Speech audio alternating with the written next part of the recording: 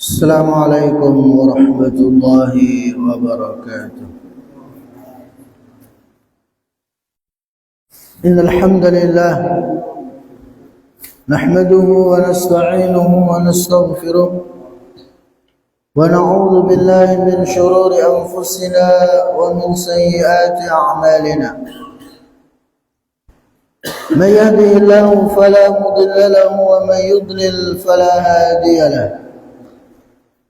وأشهد أن لا إله إلا الله وحده لا شريك له وأشهد أن نبينا محمدا عبده ورسوله يا أيها الذين آمنوا اتقوا الله حق تقاته ولا تموتن إلا وأنتم مسلمون يا أيها الناس اتقوا ربكم الذي خلقكم من نفس واحدة وخلق منها زوجها وبث منهما رجالا كثيرا ونساء واتقوا الله الذي تساءلون به والأرحام إن الله كان عليكم رقيبا يا أيها الذين آمنوا اتقوا الله وقولوا قولا سديدا يصلح لكم أعمالكم ويغفر لكم ذنوبكم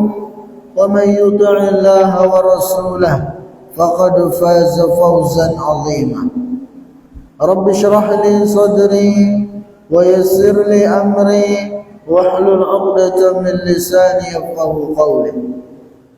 Para jemaah yang mudah-mudahan dimuliakan dan dirahmati oleh Allah Azza wa Jalla, puji dan syukur senantiasa kita panjatkan kepada Allah Subhanahu wa taala atas segala limpahan nikmat dan karunia yang telah Allah Subhanahu wa taala berikan kepada kita semua.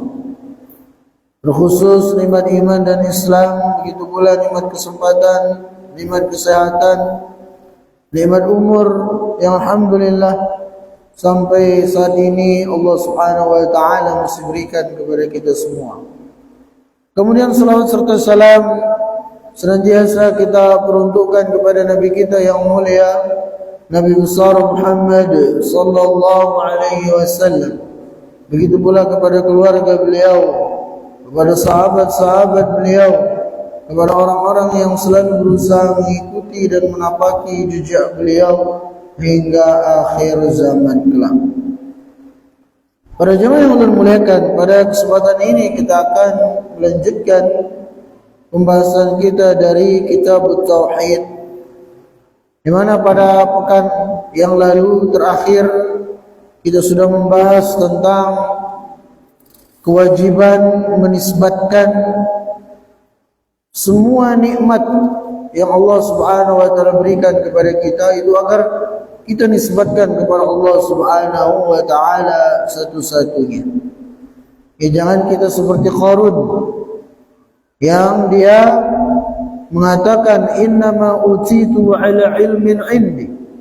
Sungguhnya harta benda yang aku miliki ini semua adalah hasil dari jerih payahku. Semuanya adalah murni dari hasil keringatku, bukan dari Allah. Ya, maka gara-gara itu Allah Subhanahu wa taala binasakan Qarun. Allah tenggelamkan dia dan harta bendanya ke dalam perut bumi. Begitu pula jangan kita seperti dua orang yang Allah Subhanahu wa taala uji. Kita sampaikan pada pekan yang lalu. Itu ada 3 orang yang diuji, apakah mereka ini akan bersyukur ataukah kufur kepada nikmat Allah. Satunya selamat dari ujian, itu si buta. Sedangkan yang kusta, yang kulitnya ada penyakit kusta, kemudian yang satunya yang botak, ya keduanya tidak lulus dalam ujian. Di mana setelah Allah Subhanahu wa taala sembuhkan dia dari penyakitnya, Allah berikan dia harta yang paling dia inginkan, kemudian Allah jadikan mereka kaya raya, di sana mereka malah lupa kepada Allah Azza wa Jalla, malah menisbatkan nikmat tersebut kepada diri mereka, bukan kepada Allah. maka Allah Subhanahu wa taala kembalikan kondisi mereka berdua seperti semula. Nah, sedangkan si buta yang Allah Subhanahu wa taala uji, disembuhkan, dijadikan kembali melihat, kemudian diberikan harta benda, maka tatkala ada seorang datang kepadanya dalam kondisi persis seperti dia dahulu masih buta, miskin, gak punya apa-apa, maka si buta ini pun, yang dahulu buta ini pun mengatakan, silahkan engkau ambil apapun yang kau inginkan dari harta benda ini. Ambil yang kau inginkan, tinggalkan sekehendakmu. Maka malaikat yang memuji dia itu mengatakan, ya, engkau ambil saja hartamu, engkau nikmati saja, aku hanya ujian bagimu.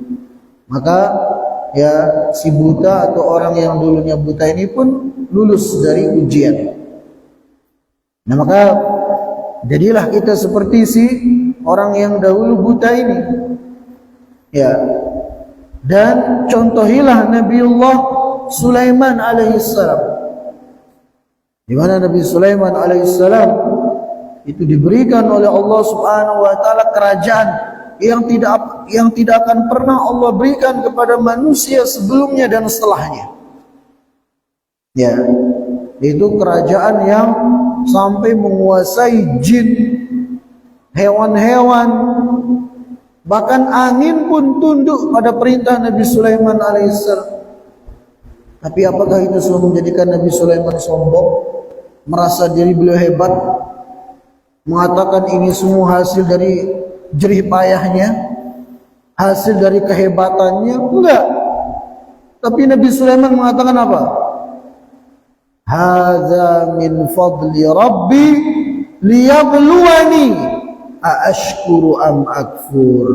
Kata Nabi Sulaiman alaihissalam, ini semua adalah karunia dari Tuhanku. Jadi apa yang aku miliki dari kerajaan ini, apa yang aku miliki dari harta benda ini, min fadli Rabbi, itu semua adalah dari karunia dari Tuhanku. Liyabluwani aashkuru am akfur. Allah Subhanahu wa taala ingin mengujiku, apakah aku bersyukur dengan nikmat ini, ataukah sebaliknya aku kufur.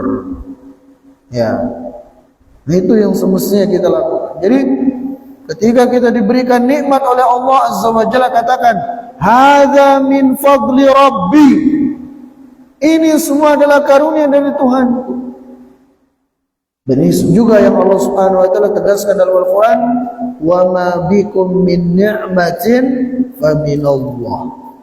Dan apapun yang kalian peroleh dari nikmat itu, hakikatnya itu semua datangnya dari Allah Subhanahu wa taala. Makanya para ulama kita menyebutkan syukur itu ada tiga. Ada tiga tuntutannya. Jadi orang itu kalau sudah melaksanakan ketiga hal ini, maka baru dia dikatakan sudah bersyukur kepada Allah dengan syukur yang sempurna. Itu apa? Pertama adalah dia mengucapkan alhamdulillah. Dia syukur dengan lisannya. Ketika mendapatkan nikmat, dia katakan alhamdulillah, segala puji bagi Allah Subhanahu wa ta'ala. Kemudian yang kedua, dengan hatinya. Itu dengan apa? Dengan dia meyakini semua nikmat yang dia berikan itu hakikatnya datang dari Allah Subhanahu wa ta'ala. Dia tidak menisbatkan kepada dirinya, dia tidak menyandarkan kepada kehebatannya, enggak. Dia katakan ini semua nikmat yang aku miliki, ini semua adalah datang dari Allah Subhanahu wa ta'ala. Kemudian yang ketiga, supaya syukur seseorang sempurna, hendaknya dia menggunakan nikmat yang Allah Subhanahu wa ta'ala berikan kepada dia itu pada jalan-jalan yang diridhoi oleh Allah. Jangan dikasih nikmat malah digunakan maksiat. Itu namanya enggak syukur sama Allah Subhanahu wa ta'ala. Nah, itulah dia 3 rukun syukur yang disebutkan oleh para ulama. Nah, para jamaah yang mudah-mudahan dimuliakan dan dirahmati oleh Allah Azza wa Jalla. Sekarang kita masuk pada bab yang ke-50. Itu bab, di sini beliau menamai bab ini dengan firman Allah Subhanahu wa taala pada surah Al-A'raf ayat 190. Allah Subhanahu wa taala berfirman, falamma atahuma salihan ja'ala lahu syuraka'a fima atahuma fata'ala Allahu 'amma yusyrikun. Yang artinya, maka tatkala Allah Subhanahu wa taala karuniakan kepada mereka berdua anak yang sempurna, ja'ala lahu syuraka'a fima atahuma, maka mereka berdua, jadi tatkala Allah Subhanahu wa taala mengaruniakan kepada mereka berdua anak yang sempurna, maka mereka berdua dari manusia ini menjadikannya sebagai bentuk yang menyekutukan Allah Subhanahu wa taala. Fata'ala Allahu 'amma yusyrikun. Maka maha suci Allah, maha tinggi Allah Subhanahu wa taala dari apa yang mereka sekutukan dengannya. Qala Ibnu Hazm, berkata Ibnu Hazm, ittafaqu ala tahrimi kulli ismin mu'abbadin li ghairi Allah ka'abdi amrin wa 'abdil ka'bah wa ma ashbah dhalik hasya 'abdul muttalib. Nah, para jamaah yang mudah-mudahan dimuliakan dan dirahmati oleh Allah Azza wa Jalla, di sini pensyarah kitab ini menyebutkan apa tujuan dari Syekh ya pada bab ini. Itu menjadikan ayat tadi sebagai judul dari bab yang ke-50 ini. Beliau mengatakan al-muradu bil bab, tujuan dari bab ini adalah anna man syakara ni'matallahi ala 'abdi. Jadi barang siapa yang mensyukuri nikmat Allah Subhanahu wa taala kepada dirinya, idza an'ama alaihi bil aulad wa aslaha abdanahu, ini tatkala Allah Subhanahu wa taala karuniakan kepada mereka anak dan Allah Subhanahu wa taala sempurnakan, ya, anak itu lahir dalam keadaan sempurna, tidak ada cacatnya. Alla yu'abbiduhum li ghairillahi fit tasmiyah, agar jangan sampai kemudian kedua orang tuanya itu yang sudah dikaruniai anak, mereka menamai anak itu dengan penghambaan kepada selain Allah. Fa inna dzalika min kufran lin ni'am munafin lit tauhid. Karena hal itu termasuk dari bentuk kufur nikmat, bahkan bisa menafikan ketauhidan seseorang. Ya. Nah, jadi makna ayat yang kita sebutkan di awal tadi itu, falamma atahuma salihah, ketika Allah Subhanahu wa taala karuniakan kepada mereka anak yang sempurna, tidak ada cacatnya, ja'ala lahu syuraka fima atahuma, maka mereka berdua, si manusia ini, ya, menjadikan anak itu sebagai, ya, sebab untuk melakukan kesyirikan, melakukan bentuk menyekutukan Allah Azza wa Jalla. Itu dengan cara apa?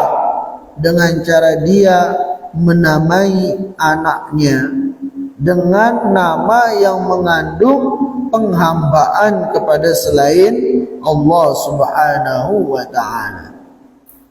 Makanya Ibnu Hazm mengatakan di sini, para ulama sepakat Ya, para ulama sepakat mengharamkan setiap nama yang mengandung penghambaan kepada selain nama Allah. Misalnya ada orang namanya Abdu Amr, hamba Amr, enggak boleh. Wa Abdul Ka'bah. Ada orang misalnya menamai anaknya dengan Abdul Ka'bah. Artinya apa? Hamba Ka'bah, enggak boleh. Ya, atau yang semisal dengannya, Abdul Nabi misalnya, hamba Nabi, enggak boleh. Abdul Syams, artinya apa?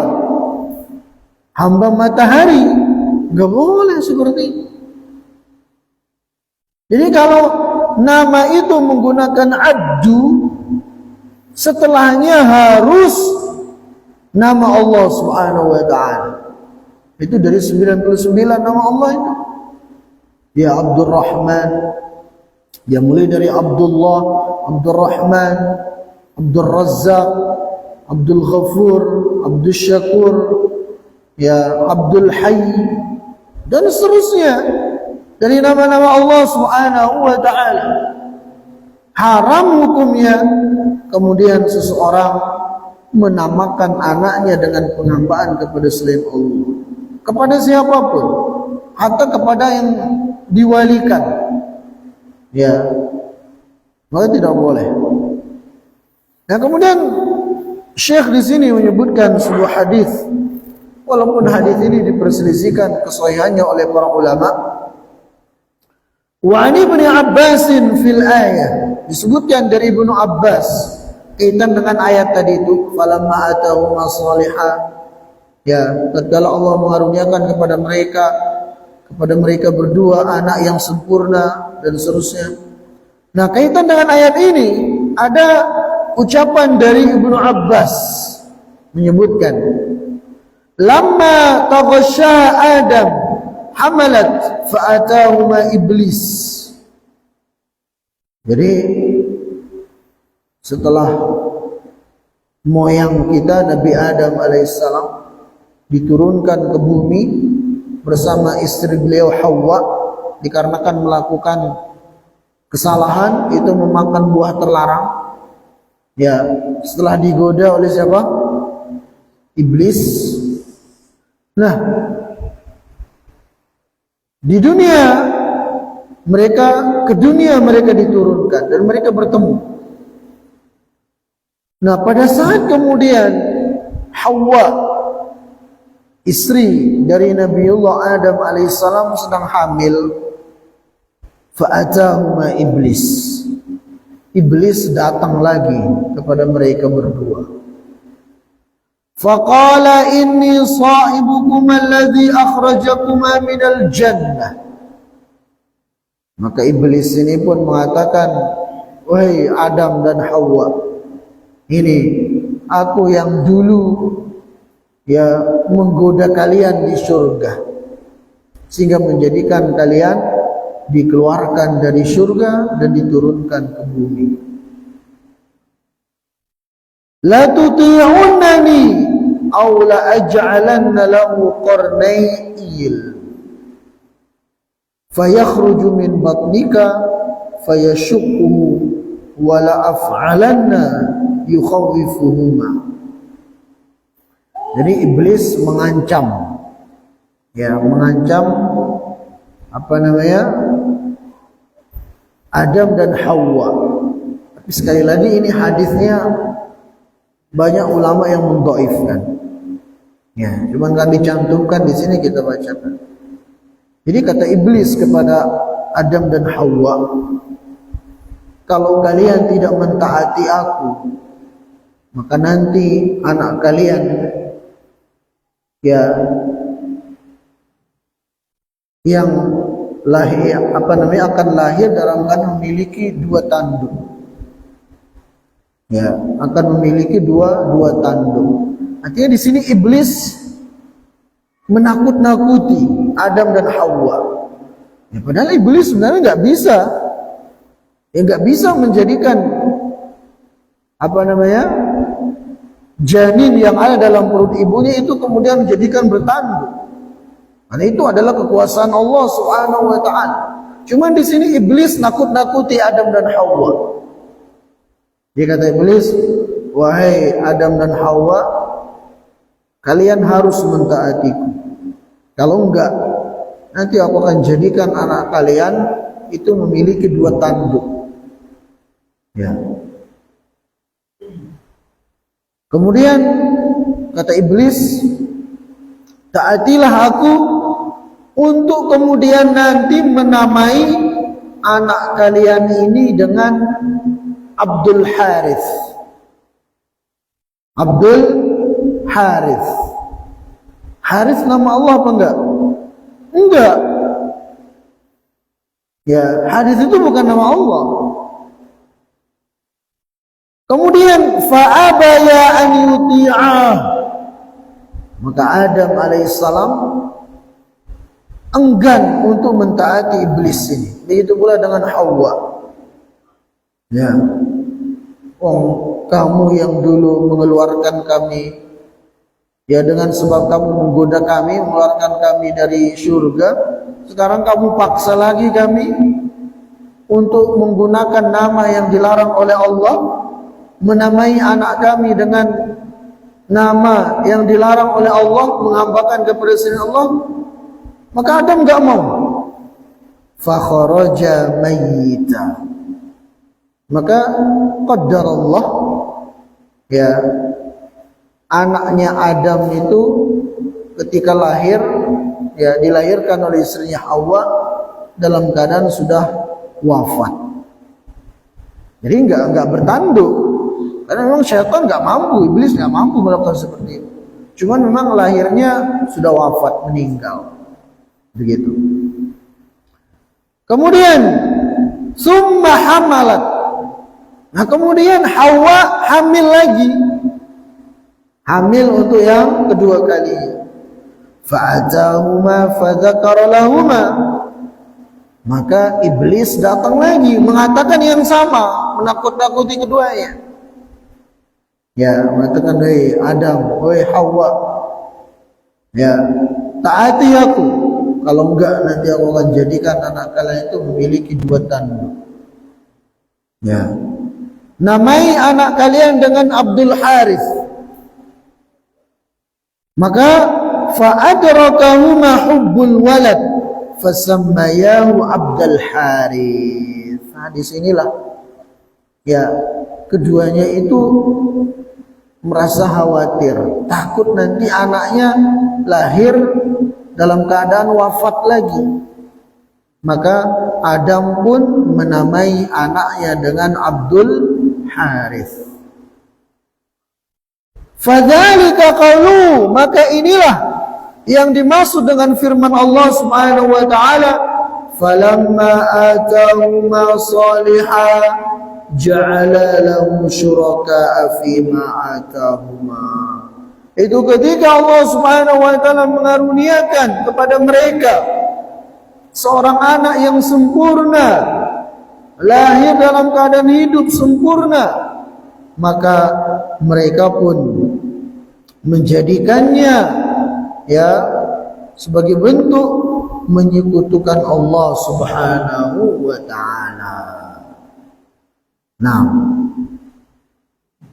jadi para jamaah yang mudah-mudahan dimuliakan dan dirahmati oleh Allah Azza wa Jalla, sekali lagi ulun ingatkan, hadis ini banyak didhaifkan oleh para ulama.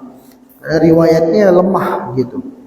Ya, enggak mungkin Nabiullah Adam alaihissalam kemudian sampai mentaati iblis, ya, untuk melakukan hal-hal yang diharamkan oleh Allah Azza wa Jalla. Bahkan sampai dalam ayat dikatakan salah satu dari bentuk kesyirikan begitu. Dan banyak alasan-alasan yang lainnya. Tapi intinya, ya para jamaah yang ulun muliakan, ayat yang kita sebutkan tadi itu, begitu pula hadis yang kita sebutkan, ya, itu semua menunjukkan kepada kita tentang haramnya seseorang menamai anaknya dengan nama yang mengandung penghambaan kepada selain Allah Subhanahu wa taala. Ya. Jadi kalau anak kita diawali namanya dengan Abdu, pastikan setelahnya itu nama Allah. Ya. Karena ada kadang sebagian orang nggak paham hal ini. Dikiranya bagus saja, bisa dia namanya anaknya dengan ini Abdul Harith, kedengarannya bagus, tapi masalahnya Al Harith itu bukan nama Allah. Ada juga Abdu Manaf, ya. Ulun ada kawan namanya Abdu Manaf, tapi diganti namanya. Ya, Manaf itu nama Allah apa kada? Bukan. Maka nggak boleh seorang kemudian menamai anaknya dengan Abdu Manaf atau Abdu Jibril misalnya, Abdu An-Nabi misalnya, nggak boleh, haram hukumnya. Abdu Al-Hasan, Abdu Al-Husain misalnya, nggak boleh, haram itu semua.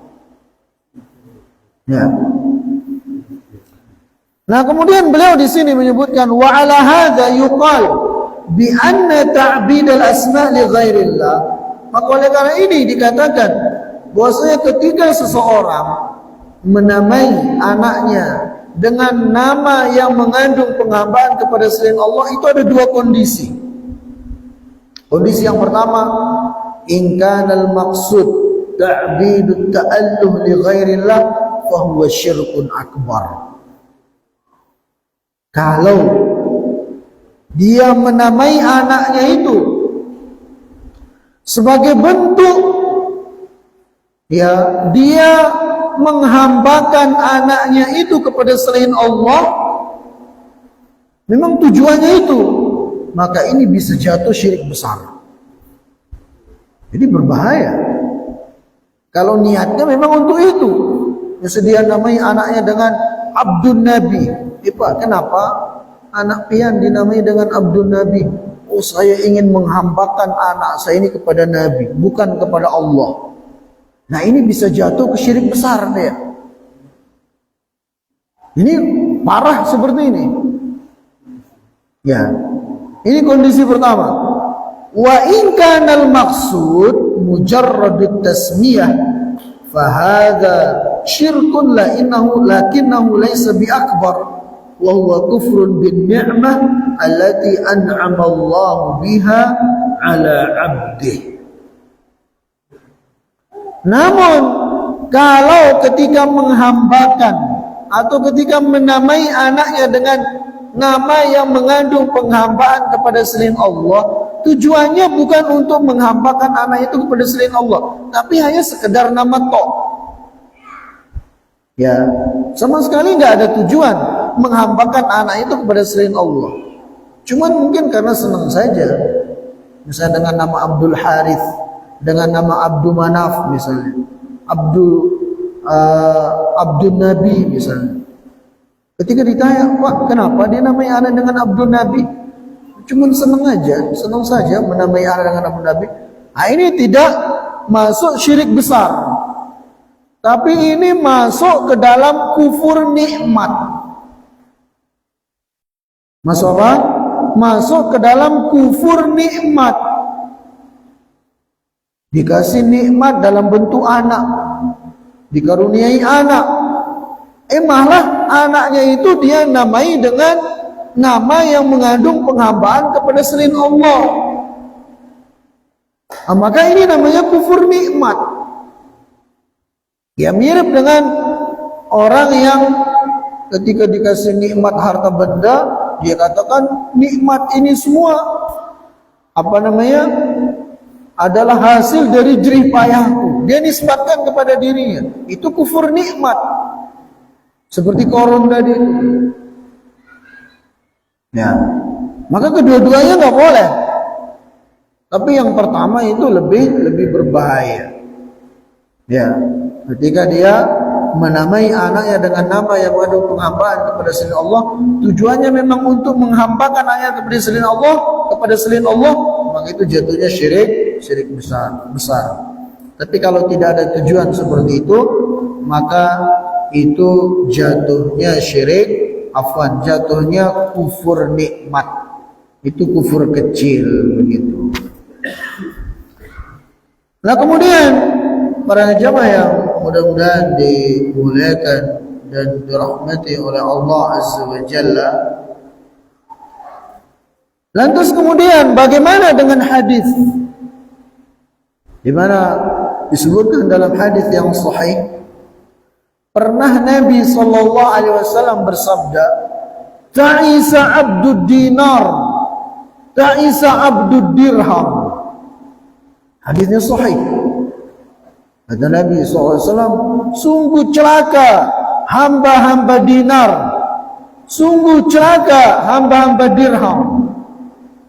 Ya kalau kita sekarang ya bisa diganti dengan sungguh celaka hamba-hamba rupiah, sungguh celaka hamba-hamba dolar, itu hamba-hamba dunia maksudnya. Kok Nabi SAW di sini menyebutkan hamba dinar, hamba dirham? Apakah ini ya ucapan Nabi SAW menunjukkan bolehnya seseorang menghambakan sesuatu kepada selain Allah? Ya mudah-mudahan bisa difahami ya. Jadi kan tadi kita mengatakan tidak boleh ya mengatakan atau menamai anak dengan nama yang mengandung penghambaan kepada selain Allah. Tapi kok di sini Nabi SAW mengatakan ta'isa abdud dinar, ta'isa abdud dirham, celaka hamba dinar, celaka hamba dirham. Apakah bukan berarti ini membolehkan? Maka dijawab oleh para ulama, fa innahu laisal murad bihi tasammi. Jadi dalam hadis ini yang dimaksud oleh Nabi SAW bukan memberi nama, bukan memberi nama. Wa innama urida bil wasf wad du'a ala man yata'allaqu qalbu bid dinar wa dirham. Tapi maksud Nabi sallallahu alaihi wasallam dalam hadis ini adalah mensifati orang-orang yang hatinya itu terlalu rakus terhadap dunia, yang hatinya itu tamak terhadap dunia. Maka Nabi SAW mensifati mereka dengan hamba dinar, hamba dirham, bukan dalam rangka memberi nama. Jadi lain ya, beda kasus, beda kondisi. Gak bisa disamakan dengan orang yang menamai anaknya dengan nama-nama penghambaan kepada selain Allah tadi itu. Jadi beda gitu loh ya. Jadi ini tidak bisa dijadikan sebagai dalil untuk memperbolehkan. Karena di sini Nabi SAW menyebutkan sifat, bukan memberi nama begitu. Ya, jadi Nabi SAW mensifati orang-orang yang rakus, tamak terhadap dunia itu. Nabi katakan mereka adalah hamba-hamba dinar, hamba-hamba dirham, itu hamba-hamba dunia. Kemudian Nabi doakan kehinaan dan kecelakaan bagi mereka. Nah, kemudian selanjutnya para jamaah yang mudah-mudahan dimuliakan dan dirahmati oleh Allah Azza wa Jalla, ada juga sebagian orang mengatakan, bagaimana dengan sabda Nabi SAW, Ana ibnu Abdul Muttalib. Jadi pernah Rasulullah SAW bersabda, Ana ibnu Abdul Muttalib. Aku ini adalah anak dari Abdul Muttalib. Ya, anak dari hambanya Al-Muttalib. Muttalib nama Allah apa tidak? Bukan nama Allah. Tapi kok di sini Nabi SAW mengatakan saya adalah anak dari Abdul Muttalib. Siapa Abdul Muttalib itu? Apanya Nabi? Nah, nggak ada yang tahu. Abdul Muttalib apanya Nabi? Paman apa kakek? Hah? Paman apa kakek? Abdul Muttalib. kakeknya dong, ya kan? Kalau pamannya Abu Thalib, kalau kakeknya Abdul Muttalib. Kan Nabi SAW ketika ibunda beliau wafat, kalau ayahanda Nabi kan meninggal ketika Nabi SAW masih dalam kandungan umur 6 bulan. Nah, setelah Nabi SAW berumur 6 tahun, masih anak-anak, ibunda beliau wafat. Maka Nabi SAW diasuh oleh kakek beliau Abdul Muttalib. Ya, setelah Abdul Muttalib kakek Nabi wafat, diasuh lagi Rasulullah SAW oleh paman beliau Abu Thalib, begitu. Ya. Nah, di sini Nabi SAW pernah bersabda dalam sebuah hadis yang sahih, "Ana ibnu Abdul Muttalib." Aku adalah anaknya Abdul Muttalib. Artinya beliau langsung nisbatkan diri beliau kepada kakek beliau. Kan bapak beliau Abdullah, ya, kakek beliau Abdul Muttalib. Nah, apakah ini menunjukkan bolehnya seseorang menamai anaknya dengan nama yang mengandung penghambaan kepada selain Allah? Buktinya di sini Nabi SAW bersabda, "Saya adalah anaknya Abdul Muttalib." Maka jawaban para ulama, "Falaisa hadza min insya'i tasmiyah bidzalik." Maka ini juga tidak mengandung penamaan. Ya, dalam hadis ini Nabi SAW tidak menamai seseorang dengan penghambaan kepada selain Allah. Bal min babil ikhbar bil ismi alladhi urifa al-musamma biduna ghairi. Namun di sini Rasulullah SAW hanya mengabarkan tentang nama kakek beliau yang bernama Abdul Muttalib. Jadi beliau bukan sedang menamai, tapi beliau sedang mengabarkan bahwasanya beliau itu adalah keturunan dari seorang yang bernama Abdul Muttalib. Jadi ini semua tidak bisa dijadikan sebagai dalil untuk memperbolehkan seseorang menamai anaknya dengan nama yang mengandung penghambaan kepada selain Allah Subhanahu wa taala. Maka para jamaah yang mudah-mudahan dimuliakan dan dirahmati oleh Allah Subhanahu wa taala, jadi inti dari bab ini adalah ya bagaimana agar kita mentauhidkan Allah Subhanahu wa taala dalam segala hal. Terkhusus ya kaitan dengan menamai anak kita. Jangan sampai kemudian dikaruniakan anak yang sempurna, ya malah kemudian dia kasih anaknya itu nama dengan nama yang mengandung penghambaan kepada selain Allah. Maka ini menunjukkan orang tersebut tidak bersyukur kepada Allah Subhanahu wa taala, menunjukkan kurangnya dia dalam mentauhidkan Allah Subhanahu wa taala. Nah, ini yang ulun bisa sampaikan pada kesempatan ini. Ya, mudah-mudahan sedikit ada manfaatnya. Kita tutup, subhanakallahumma bihamdika asyhadu an la ilaha illa anta astaghfiruka wa atubu ilaika. Wassalamu alaikum warahmatullahi wabarakatuh.